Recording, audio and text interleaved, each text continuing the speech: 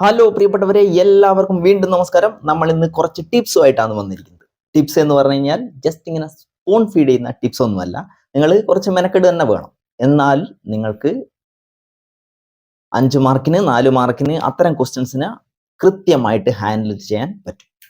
Okay, അപ്പോൾ 4 മാർക്കിന്റെ 5 മാർക്കിന്റെ ക്വസ്റ്റ്യൻസ് ഒക്കെ നമുക്ക് ഉണ്ടാകും. അപ്പോൾ അത്തരം ക്വസ്റ്റ്യൻസ് നമുക്ക് കൃത്യമായിട്ട് അറ്റൻഡ് ചെയ്യണമെങ്കിൽ നമ്മൾ അറിഞ്ഞിരിക്കേണ്ട കുറച്ച് സാധനങ്ങളുണ്ട്. അതിൽ ആദ്യത്തേത് ഞാൻ പറയുന്നത് സബ്സിഡിയറി ബുക്സ് എന്ന് പറയുന്ന ഒരു സാധനം. നിങ്ങൾ purchase book, sales book, purchase return book, sales return book ഇതൊക്കെ പഠിച്ചിട്ടുണ്ടാവും. ഓക്കെ, പിന്നെ ജേണൽ പ്രോപ്പർ എന്ന് പറഞ്ഞ സാധനവും പഠിച്ചിട്ടുണ്ടാവും. ഇതിൽ ഏതെങ്കിലും ഒന്ന് ചിലപ്പോൾ 2 എണ്ണം 4 5 മാർക്കിന് ചോദിക്കും. ഓക്കെ, നിർബന്ധമായിട്ടും പഠിച്ചിരിക്കണം. അതിൽ നിങ്ങൾ ഏറ്റവും ഇമ്പോർട്ടൻ്റ് ആയിട്ട് പഠിക്കേണ്ടത് സെയിൽസ് ബുക്ക്, പർച്ചേസ് ബുക്ക്. ഇത് രണ്ടും കൃത്യമായിട്ട് പഠിച്ചിട്ടുണ്ടാവണം. ഇതിനെ ഞാൻ ഒരൊറ്റ ഒന്നായിട്ടാണ് പറയുന്നത്, സെയിൽസ് ഓർ പർച്ചേസ് ബുക്ക്. ഇത് ഷോർട്ട് ആൻസർ ക്വസ്റ്റ്യൻ ആയിട്ട് നിങ്ങൾ കൃത്യമായിട്ട് പഠിച്ചിട്ടുണ്ടാവണം. ഒന്നുമില്ല, ക്രെഡിറ്റ് സെയിൽസും ക്രെഡിറ്റ് പർച്ചേസും റെക്കോർഡ് ചെയ്യാൻ വേണ്ടിയിട്ടുള്ള ബുക്കാണ് ഈ ബുക്ക്. അല്ലെങ്കിൽ ക്രെഡിറ്റ് പർച്ചേസും ക്രെഡിറ്റ് സെയിൽസും എന്താണെന്ന് ചോദിച്ചു കഴിഞ്ഞാൽ ഒറ്റ ഉത്തരേ ഉള്ളൂ: കടത്തിന് സാധനം മേടിച്ചത്, അല്ലെങ്കിൽ കടത്തിന് സാധനം മേടിച്ചത്, അതുപോലെ കടത്തിന് സാധനം വിറ്റത്. കടത്തിന് സാധനം, അത് കൃത്യമായിട്ട് ഓർമ്മിച്ച് വെക്കണേ. നിങ്ങൾ കടയിൽ കുറേ സാധനങ്ങൾ വാങ്ങിക്കൊണ്ട് വെച്ചിട്ടുണ്ട്. ഒരാൾ വന്നപ്പോൾ അദ്ദേഹത്തിന് സാധനം നിങ്ങൾ വിറ്റു, പക്ഷെ അദ്ദേഹം പൈസ തന്നിട്ടില്ല. അത് ക്രെഡിറ്റ് സെയിലാണ്, കടത്തിനാണ്. അത് റെക്കോർഡ് ചെയ്യുന്ന ബുക്കാണ് സെയിൽസ് ബുക്ക്.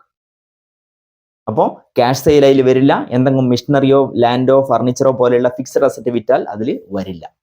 ക്വസ്റ്റ്യൻസ് അതൊക്കെ ഉണ്ടെങ്കിൽ നിങ്ങൾ അതങ്ങ് ഒഴിവായി കളിയുക. എന്നിട്ട് ക്രെഡിറ്റ് സെയിൽസ് ഓഫ് ഗുഡ്സ് മാത്രം എഴുതി കഴിഞ്ഞാൽ അതിൻ്റെ ഉത്തരമായി. ടോട്ടൽ ചെയ്ത് കഴിഞ്ഞാൽ ഉത്തരമായി. ഇനി പർച്ചേസ് ബുക്ക് എന്താണെന്ന് ചോദിച്ചു കഴിഞ്ഞാൽ credit purchase of goods only. നിങ്ങൾ ഒരു ഹോൾസെയിലിന്റെ കടയിൽ പോയിട്ട് കുറച്ച് സാധനങ്ങൾ മേടിക്കുന്നു. അദ്ദേഹത്തിനോട് പറയുന്നു പൈസ നാളെ തരാം, മറ്റന്നാൾ തരാം, അടുത്ത ആഴ്ച തരാം, 6 മാസം കഴിഞ്ഞിട്ട് തരാം. ഇങ്ങനെ പറഞ്ഞിട്ടുണ്ടെങ്കിൽ അത് രേഖപ്പെടുത്തി വെക്കുന്ന ബുക്കാണ് പർച്ചേസ് ബുക്ക്. അതിൽ ക്യാഷ് കൊടുത്ത് മേടിച്ചു കഴിഞ്ഞാൽ വരില്ല. ഫിക്സഡ് അസറ്റ് ആയിട്ടുള്ള ലാൻഡോ ഫർണിച്ചറോ മെഷീനറിയോ പോലെയുള്ള വെഹിക്കിളോ പോലെയുള്ള സാധനങ്ങൾ മേടിച്ചാൽ വരില്ല. ക്വസ്റ്റ്യൻസിൽ ഇതൊക്കെ ഉണ്ടെങ്കിൽ അതൊക്കെ ഒഴിവാക്കിയിട്ട് ബാക്കി മാത്രം എഴുതുക. ടോട്ടൽ ചെയ്യുക, ഉത്തരായി. 4 മാർക്ക് 5 മാർക്ക്. പിന്നെ മറ്റൊന്നാണ് ട്രയൽ ബാലൻസ് പ്രിപ്പയർ ചെയ്യാനുള്ളത്. ട്രയൽ ബാലൻസ് എന്താണെന്നുള്ളത് നിങ്ങൾക്ക് അറിയാം. നമ്മൾ ലെഡ്ജർ അക്കൗണ്ട് പ്രിപ്പയർ ചെയ്ത് കഴിഞ്ഞാൽ അതിനൊരു ബാലൻസ് കിട്ടും, ഡെബിറ്റ് സൈഡ് ക്രെഡിറ്റ് സൈഡ്. അപ്പോൾ ആ ബാലൻസ് എല്ലാം നമ്മൾ എടുത്ത് എന്ത് ചെയ്യും, വേറെ എഴുതി വെക്കും. ആ ബാലൻസ് എഴുതുമ്പോൾ നിങ്ങൾ particular debit column credit column ഇങ്ങനെ 2 കോളം ഉണ്ടാവും. എന്നിട്ട് ആ ഡെബിറ്റ് കോളും ക്രെഡിറ്റ് കോളും ടോട്ടൽ ചെയ്ത് കഴിഞ്ഞാൽ നിങ്ങൾക്ക് ഒരു ആൻസർ കിട്ടും. It will be equal. അത് രണ്ടും ഒരേ എമൗണ്ട് ആയിരിക്കും. അങ്ങനെയാണെങ്കിൽ നിങ്ങൾ വരച്ച ലെഡ്ജർ അക്കൗണ്ട് ശരിയാണ് എന്നാണ് അർത്ഥം. അങ്ങനെ ശരിയാണോ അല്ലയോ എന്ന് ചെക്ക് ചെയ്യുന്ന ഒരു സാധനമാണ് trial balance. It is a statement, it is not an account. Trial balance ഒരു ജസ്റ്റ് സ്റ്റേറ്റ്മെന്റാ. നമ്മൾ ജേണൽ എഴുതി ലെഡ്ജർ എഴുതി ആ ലെഡ്ജർ കറക്റ്റ് ആണോ എന്ന് ചെക്ക് ചെയ്യാൻ വേണ്ടി വരയ്ക്കുന്ന ഒരു സാധനമാണ് ട്രയൽ ബാലൻസ്. ഇത് പഠിച്ചു കഴിഞ്ഞാൽ നിങ്ങൾക്ക് ചിലപ്പോൾ 4 5 മാർക്ക് അതിൽ നിന്ന് കിട്ടും. അതായത് കുറേ ഐറ്റംസ് ഇങ്ങ് തരും. Purchase, sales return, carriage, goodwill, patent, trade mark, salary, rent, interest, commission, discount allowed, discount received, commission allowed, ഇങ്ങനെ കുറേ ഐറ്റം തരും. ഈ ഐറ്റം നിങ്ങൾ കൃത്യമായിട്ട് ഡെബിറ്റിലേത് ക്രെഡിറ്റിലേത് എന്ന് തരംതിരിച്ച് എഴുതുക. അത് ടോട്ടൽ ചെയ്യാം.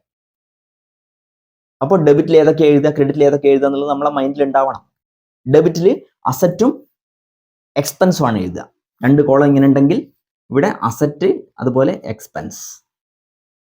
ഒരു ഐറ്റം കണ്ടു കഴിഞ്ഞാൽ അസറ്റ് ആണോ എക്സ്പെൻസ് ആണോ നിങ്ങൾക്ക് അറിയണം. അങ്ങനെ അതെല്ലാം എഴുതുക, കൂട്ടിയിടുക. ഇനി ക്രെഡിറ്റ് സൈഡിൽ നിങ്ങൾ എഴുതേണ്ടത് ഇൻകം അതുപോലെ തന്നെ ലാബിലിറ്റി, ക്യാപിറ്റലും ലോണും ഒക്കെ വരുന്ന പ്രധാനപ്പെട്ട ലാബിലിറ്റീസ്. പിന്നെ എന്തും റിസീവ്ഡ് എന്ന് പറഞ്ഞിട്ടുണ്ടെങ്കിൽ അതും. ഓക്കെ, സെയിൽസ് ഇൻകം ആണ്, അതുകൊണ്ട് ഇവിടെയാണ് വരിക. മേജർ സോഴ്സ് ഓഫ് ഇൻകം ഒരു 1 വേർഡ് ക്വസ്റ്റ്യൻ ആണ് അത്. അപ്പോൾ സെയിൽസിന്റെ ഓപ്പോസിറ്റ് ആണ് സെയിൽസ് റിട്ടേൺ ഇപ്പറ വരിക. പർച്ചേസിന് നമ്മൾ എക്സ്പെൻസ് ആയിട്ടാണ് കൂട്ടുക, അത് നമ്മൾ ഇവിടെ എഴുതുക. പർച്ചേസ് റിട്ടേൺ നേരെ ഓപ്പോസിറ്റ് അപ്പുറം എഴുതുക.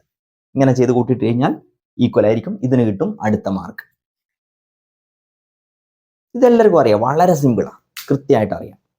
ഓക്കെ, ഇനി നിങ്ങളോട് കോസ്റ്റ് ഓഫ് ഗുഡ്സ് സോൾഡ് കണ്ടുപിടിക്കാൻ ചോദിക്കും ചിലപ്പോൾ. COGS, cost of goods sold. What does it mean cost of goods sold? ഒന്നുമില്ല, ട്രേഡിംഗ് അക്കൗണ്ട് പ്രിപ്പയർ ചെയ്യുന്നത് നിങ്ങൾക്ക് അറിയാലോ.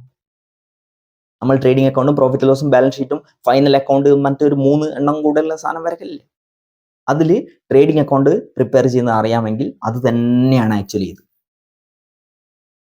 ആ ഫോർമാറ്റ് മൈൻഡിലുള്ള ഒരാൾക്ക് ഇത് ചെയ്യാൻ പറ്റും. ഇതിനൊരു ഇക്വേഷൻ ഉണ്ട്, അത് നിങ്ങൾ പഠിച്ചിട്ടുണ്ടാവണം. അത് എല്ലാവരുടെയും നോട്ടിലുണ്ടാവും, കൃത്യമായിട്ട് അത് പഠിക്കണം. Opening stock, purchase, less purchase return, sales return, direct expense minus closing stock അല്ലേ എന്നൊക്കെ പറഞ്ഞിട്ടുള്ള സാധനം ഉണ്ടാവും. അത് പഠിച്ചു കഴിഞ്ഞാൽ അതിനും കിട്ടും 4 അല്ലെങ്കിൽ 5 മാർക്ക്. അപ്പം 4 5 മാർക്കിന്റെ സാധനം കംപ്ലീറ്റ് നമ്മൾ കവർ ചെയ്ത് വേണം. ഇത്രയും സാധനം നിങ്ങൾ പഠിച്ചു കഴിഞ്ഞാൽ അതിൽ നിങ്ങൾക്ക് അത് കിട്ടും. ഓക്കെ, അപ്പോൾ ഇത് ഇനി അത് കൂടാണ്ട് മറ്റൊരു സാധനമാണ് എന്ത്, ഡിപ്രിസിയേഷൻ പ്രിപ്പയർ ചെയ്യുന്നത്. നമ്മൾ ഓൾറെഡി ഞാൻ കഴിഞ്ഞ ക്ലാസ്സിൽ പറഞ്ഞിട്ടുണ്ട്. ഡിപ്രിസിയേഷൻ ഒരു എസ് എ ക്വസ്റ്റൻ ആയിട്ട് വരാൻ ചാൻസ് ഉണ്ട്. അപ്പോൾ നിങ്ങൾ അത് അവിടെ പഠിച്ച് ഇനി എസ് എ ആയിട്ടല്ല വന്നതെങ്കിൽ നിങ്ങൾക്ക് ചെറിയ മാർക്കിന് ഷോർട്ട് ആൻസർ ക്വസ്റ്റൻ ആയിട്ട് ഇതിൽ കിട്ടും. അത് ഞാൻ ഇവിടെ എഴുതുന്നില്ല, കാരണം അത് അവിടെ നമ്മൾ പഠിച്ചു കഴിഞ്ഞു. പഠിക്കാൻ ഞാൻ പറഞ്ഞിട്ടുണ്ട്, ഞാൻ ക്ലാസ്സിൽ എടുത്ത് കാണിച്ചിട്ടില്ല ഇവിടെ. അപ്പോൾ പഠിക്കാൻ ഞാൻ പറഞ്ഞിട്ടുണ്ട്, അത് സ്കൂളിലൊക്കെ നിങ്ങൾക്ക് കൃത്യമായിട്ട് എടുത്തിട്ടുണ്ടാവും. ഓക്കെ, അപ്പോൾ ഇത് മെയിൻ ആയിട്ടുള്ള സാധനം. ഈ സാധനത്തിൻ്റെ അകത്ത് ഒന്നും കൂടെ ഞാൻ പറയാൻ വിട്ടുപോയതുണ്ട്, ക്യാഷ് ബുക്ക് എന്നുള്ളൊരു സാധനമുണ്ട്. ക്യാഷ് ബുക്ക് അത് ഞാൻ എന്താ ഇവിടെ പറയാതിരുന്നതെന്ന് ചോദിച്ചു കഴിഞ്ഞാൽ, cash book double column cash book prepare ചെയ്യേണ്ടതിനെ കുറിച്ച് ഞാൻ കഴിഞ്ഞ ക്ലാസ്സിൽ ഒരു ടിപ്സ് എന്ന് പറഞ്ഞിട്ടിരുന്നു. അതൊരു എസ് എ ക്വസ്റ്റൻ ആയിട്ട് പ്രതീക്ഷിക്കുക എന്ന് ഞാൻ പറഞ്ഞിരുന്നു. ആ ഡബിൾ കോളം ക്യാഷ് ബുക്ക് അവിടെ വന്നിട്ടില്ലെങ്കിൽ ഇതുപോലെ ഷോർട്ട് ആൻസർ ക്വസ്റ്റൻ ആയിട്ട് ഇവിടെ വരാം. അപ്പോൾ അവിടെ നിങ്ങൾ പഠിച്ചിട്ടുണ്ട്. അപ്പോൾ ഈ സാധനത്തിൻ്റെ കൂടെ അതും കൂടെ അറിഞ്ഞിരിക്കണം. അപ്പോൾ sales book, purchase book, cash book, trial balance ചെയ്യുക, കോസ്റ്റ് ഓഫ് ഗുഡ്സ് സോൾഡ് ചെയ്യുക. ഇനി റെക്ടിഫിക്കേഷൻ ഓഫ് എറർ.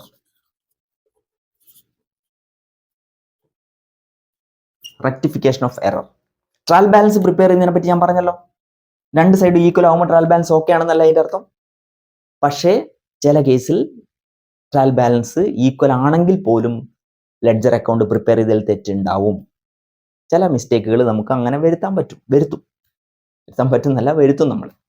അപ്പം അത്തരം മിസ്റ്റേക്കുകൾ തിരുത്തേണ്ടതായിട്ടുണ്ട്. അതിനെയാണ് നമ്മൾ റെക്ടിഫിക്കേഷൻ, തിരുത്തുക എന്ന് പറയുന്നത്. റെക്ടിഫിക്കേഷൻ ഓഫ് ജേണൽ എൻട്രി എന്ന് പറയുന്നത്. റെക്ടിഫിക്കേഷൻ ജേണൽ എൻട്രി അതെന്താണെന്നുള്ളത് കൃത്യമായിട്ട് അറിയണം. അത് നമുക്ക് അടുത്ത ക്ലാസ്സിലായി നമുക്ക് എടുക്കാം. അപ്പോൾ ഇത്രയും കാര്യങ്ങൾ നിങ്ങൾ പഠിച്ചു കഴിഞ്ഞാൽ നിങ്ങൾക്ക് 4 അല്ലെങ്കിൽ 5 മാർക്കിന്റെ ക്വസ്റ്റ്യൻസ് അറ്റൻഡ് ചെയ്യാൻ പറ്റും. ഇത്രയുള്ള കാര്യമായിട്ട് അതിൽ വരുന്നത്. ബാക്കിയെല്ലാം നമ്മൾ കഴിഞ്ഞ ക്ലാസ്സിൽ പറഞ്ഞതാണ്. ഓക്കെ, അപ്പോൾ ഈ 4 കാറ്റഗറി സാധനം പഠിക്കുക. എല്ലാവരും കൃത്യമായിട്ട് മനസ്സിലാക്കി വെക്കുക. ഫുൾ മാർക്ക് ഇതിൽ സ്കോർ ചെയ്യുക. അപ്പോൾ നിങ്ങളുടെ മാർക്ക് അങ്ങ് ഹൈറ്റിലെത്തും. ഓക്കെ, നമുക്ക് ഇനി ഇതുപോലുള്ള ടിപ്സുമായിട്ട് കാണാം.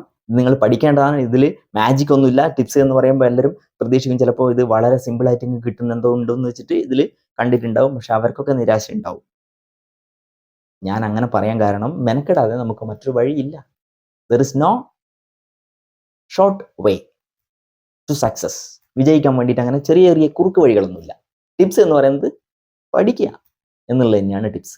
അതിൽ ഏത് പഠിക്കണം എന്നുള്ളതാണ് ഞാൻ ഇവിടെ പറഞ്ഞത്.